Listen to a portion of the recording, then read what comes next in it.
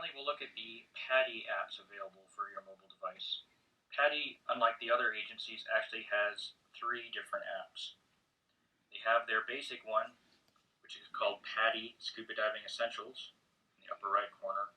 And then they have one called the PADI Library, which is where all of their e-learning content comes from. Finally, you might find another one in the App Store called PADI Training. That's actually just for people going through their dive instructor course. So let's open the PADI Scuba Diving Essentials app right there. It will take you to a home page. It looks like this. Similar to the RAID app, unfortunately there's no landscape mode. This is essentially a carbon copy of their website with, in this case, instead of buttons, little tiles for locator, social, a link to the PADI Pros website, a link to some tools and e-cards, a link to the PADI Travel website, and a link to training. Interestingly, when you click on the link to training, there's no content available.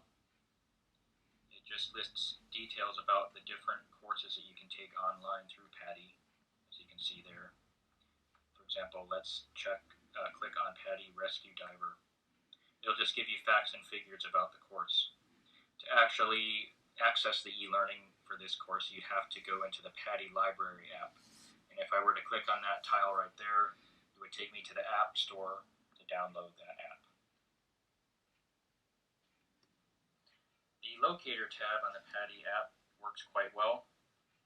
It pops up with a default map view that you can zoom and scroll around. It will list both PADI dive centers and dive sites. You just have to click on the icon and information will pop up.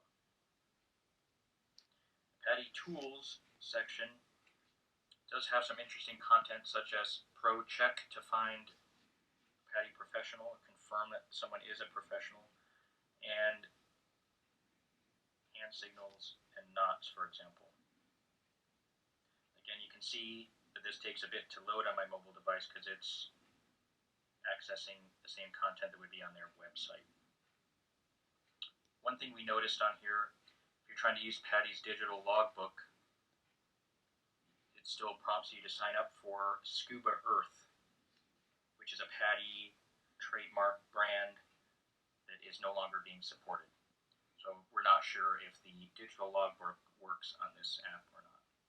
All in all, we thought the PADI apps look nice, and they do have some high-quality content, especially their e-learning, which is pretty much the best in the industry in terms of production quality.